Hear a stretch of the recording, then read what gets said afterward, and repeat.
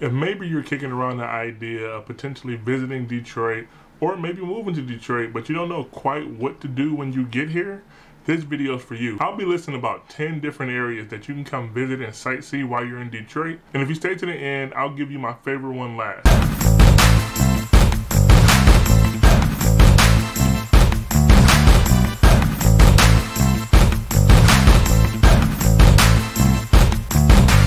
What's going on, everybody? My name is Ed Butler with Brookstone Realtors. For those of you who are new to the channel, I make videos just like this one every week on what it's like to live, eat, sleep, work, and play in Metro Detroit. If you want to learn more about Detroit or Metro Detroit, make sure you go ahead and hit that subscribe button for me and tap the notification bell so you don't miss out any of the videos I put out. I'm also a full-time realtor and I help people move within the state or to the state every single month.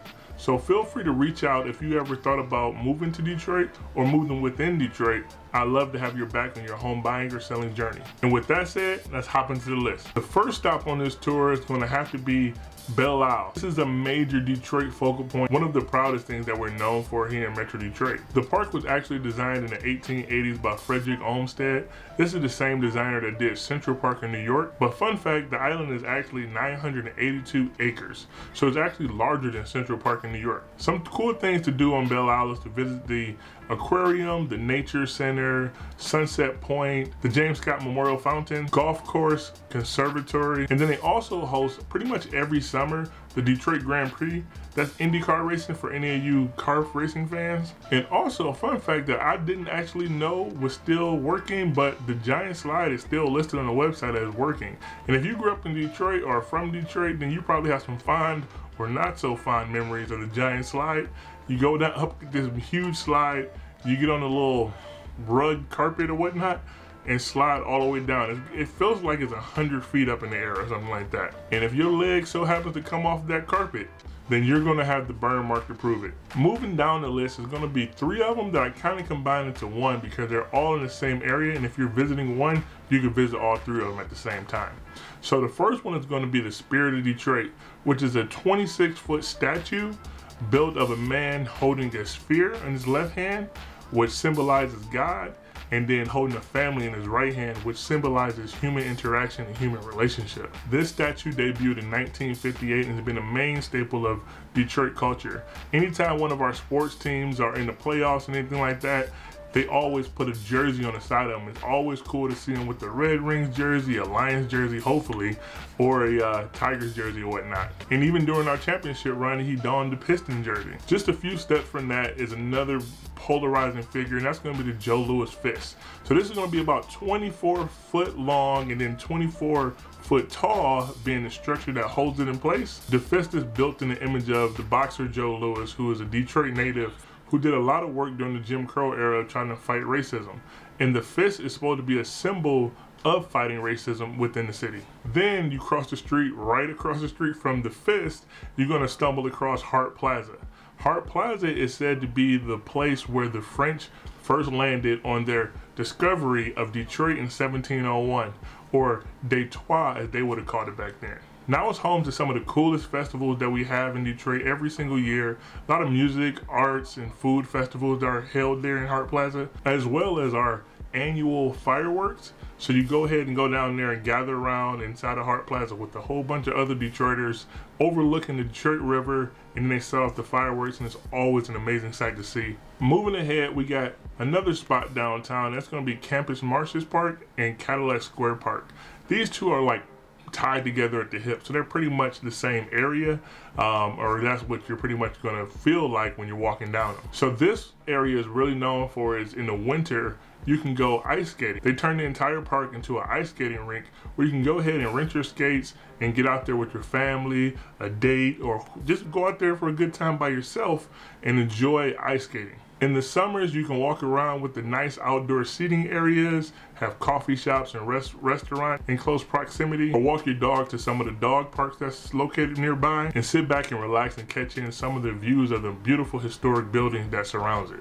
Now for you history buffs, it wouldn't be Detroit without music. And this next spot is going to be the Motown Museum, or Hitsville, USA as it used to be called. This is the site of the first Motown Records headquarters. It was purchased by Berry Gordy in 1959, and it was home to some of the most prominent artists of their entire generation who were signed to this label in the 60s. Extremely famous artists like Diana Ross, The Temptations, the Jackson 5, Marvin Gaye, Stevie Wonder, just to name a few, all were signed to Motown record label at the same time. And today you can go and visit this historic place most days throughout the week.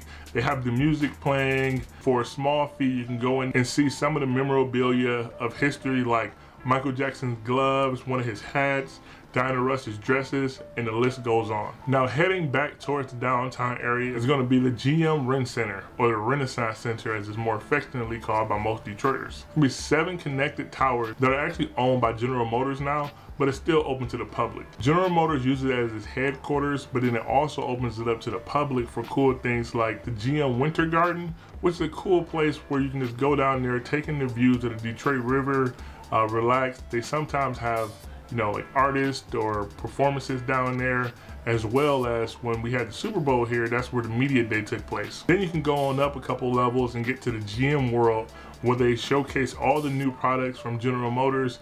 And this is where I first saw the new Corvette that just launched not too long ago. And it's really awesome to stop in there and see all the new cars that's coming out. And if you're not looking into taking the sites like that, go ahead and go have dinner in there. They have Andiamo's, Joe Mara Seafood, and a ton of other restaurants within the building, and you can have a good old time or a nice date.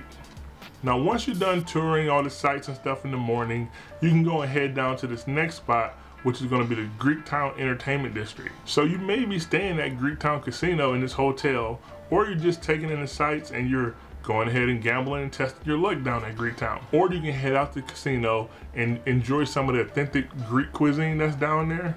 Or if food's not your thing, go ahead and check out any of the other food places that are right down there. They're all really top notch. Then after your belly's full, go ahead and enjoy some of the bars that are down there. Local staples like Floods or Old Shillelagh's are always a good time to get the night started. And if you're feeling really adventurous, go ahead and make a trip down to level 2 Rooftop Bar for a nightclub. Now, as I aforementioned before, Detroit, we're really big on our sports, right? So Detroit is one of the few major cities that have all 4 major sports teams in their downtown. So make sure if you're planning a trip that you carve out some time to go catch a football game, basketball game, hockey, or even baseball. And those are all going to be housed at Ford Field, Little Caesar Arena, which is a brand new facility that just got built, or Comerica Park. And if you plan your trip really well, you may be able to catch maybe 2 or 3 games in a single day. That's most likely to happen in October if you're trying to plan to do so. In addition to that, make sure you carve out a little bit of time if you're catching a Lions game to head out to the Eastern Market.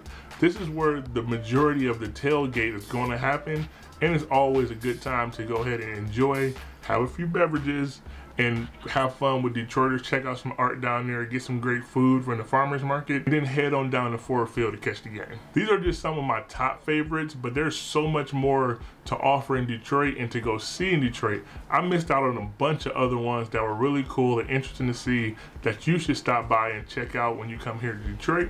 Make sure you go ahead and hit the subscribe button, tap the notification bell so you don't miss out on any of the videos I put out, which will be outlining some of those new places that I didn't get to mention in this video. And as always, if you're looking to make a move to Michigan or within Michigan, feel free to give me a call, text, email, whatever works for you, and I'd love to have your back on your home buying or selling journey.